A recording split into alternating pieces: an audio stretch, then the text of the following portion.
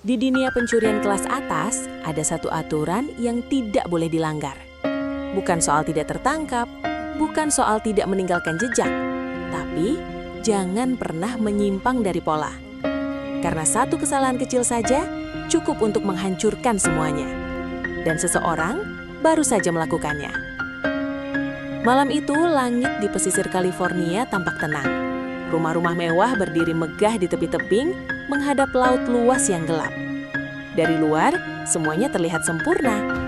Namun di dalam dunia yang penuh kemewahan ini, ada seseorang yang hidup dari mengambilnya. Tanpa suara, tanpa jejak, tanpa identitas. Selama bertahun-tahun, serangkaian pencurian perhiasan terjadi di sepanjang pantai Pasifik. Nilainya jutaan dolar. Targetnya selalu rumah orang kaya. Dan yang aneh, semuanya terasa seperti dilakukan oleh orang yang sama. Metodenya terlalu bersih, terlalu rapi, terlalu sempurna. Polisi tidak punya petunjuk, tidak ada sidik jari, tidak ada rekaman jelas, tidak ada saksi. Seolah-olah pelakunya tidak pernah ada. Tapi ada satu orang yang mulai curiga. Seorang detektif yang sudah terlalu lama mengejar kasus-kasus yang tidak pernah selesai. Dia mulai melihat sesuatu yang tidak dilihat orang lain. Sebuah pola. Setiap pencurian terjadi dalam radius tertentu. Setiap target dipilih dengan sangat spesifik. Dan yang paling penting, semuanya mengikuti aturan yang sama. Masuk tanpa merusak, keluar tanpa jejak, ambil hanya yang bernilai tinggi. Ini bukan pencuri biasa. Ini seseorang yang hidup dengan prinsip. Seseorang yang memahami Crime 101. Di sisi lain kota, seorang pria berjalan santai di tengah keramaian. Tidak ada yang memperhatikannya. Wajahnya biasa, pakaiannya sederhana, langkahnya tenang. Tapi di balik ketenangan itu, tersembunyi pikiran yang selalu menghitung. Dia bukan impulsif, dia tidak mengambil resiko. Karena baginya, pencurian bukan tentang keberanian, ini tentang kontrol. Setiap pekerjaan dimulai jauh sebelum malam tiba. Dia mempelajari target selama berminggu-minggu, jadwal penghuni, pola keamanan, letak kamera, bahkan kebiasaan kecil yang tampaknya tidak penting. Karena dalam dunia ini, detail kecil bisa jadi perbedaan antara sukses dan kegagalan. Dan malam ini, dia punya target baru. Sebuah rumah mewah di atas tebing, dengan sistem keamanan canggih, pengawal pribadi, dan satu koleksi perhiasan langka yang nilainya tak terhitung. Bagi orang lain, ini mustahil. Tapi baginya, ini hanya soal eksekusi. Pesta kecil sedang berlangsung di dalam rumah. Musik mengalun, tawa terdengar, semua orang sibuk dengan dunia mereka sendiri. Dan itu adalah kesempatan sempurna. Di luar kegelapan bergerak, dia mendekat tanpa suara, langkah demi langkah, menghindari cahaya, menghindari kamera, menghindari semua kemungkinan. Dia sudah memetakan semuanya.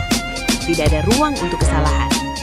Dia masuk, tanpa memicu alarm, tanpa membuka paksa pintu. Seolah-olah dia memang seharusnya ada di sana. Di dalam semuanya berjalan sesuai rencana. Dia bergerak cepat, tepat, efisien. Hingga akhirnya dia sampai di depan targetnya. Sebuah kotak perhiasan. Kecil, elegan, mematikan nilainya. Tangannya bergerak. Tenang, terlatih. Tidak ada keraguan. Karena bagi dia, ini bukan sekedar mencuri. Ini adalah seni. Namun saat itulah, sesuatu terjadi. Sebuah suara. Langkah kaki. Tidak ada dalam rencana. Untuk pertama kalinya, dia harus membuat keputusan di luar pola. Dan disinilah, segalanya berubah. Dia menyesuaikan. Cepat. Insting mengambil alih. Dia berhasil keluar. Tanpa tertangkap, tanpa terlihat, tapi tidak sepenuhnya sempurna. Keesokan harinya, berita kembali muncul. Pencurian besar, tanpa pelaku, tanpa petunjuk. Seperti biasa. Namun bagi detektif itu, ini berbeda. Dia menemukan sesuatu. Sangat kecil, hampir tidak berarti. Tapi cukup untuk mengganggu kesempurnaan pola. Dan dari situlah, perburuan dimulai. Detektif itu mulai menyusun semuanya. Satu demi satu, menghubungkan titik-titik yang sebelumnya terlihat acak. Dan akhirnya, manusia melihat gambaran utuh. Ini bukan sekedar pencuri. Ini seseorang yang hidup dengan aturan. Dan yang lebih penting, seseorang yang baru saja melanggar aturannya sendiri. Sementara itu, sang pencuri mulai merasa sesuatu yang tidak biasa. Ada tekanan, ada perubahan. Seolah-olah seseorang mulai mendekat. Dalam dunia seperti ini, ketika seseorang mulai memperhatikan, itu berarti waktu hampir habis. Permainan berubah. Ini bukan lagi tentang mencuri, ini tentang bertahan. Detektif semakin dekat, pencuri semakin berhati-hati.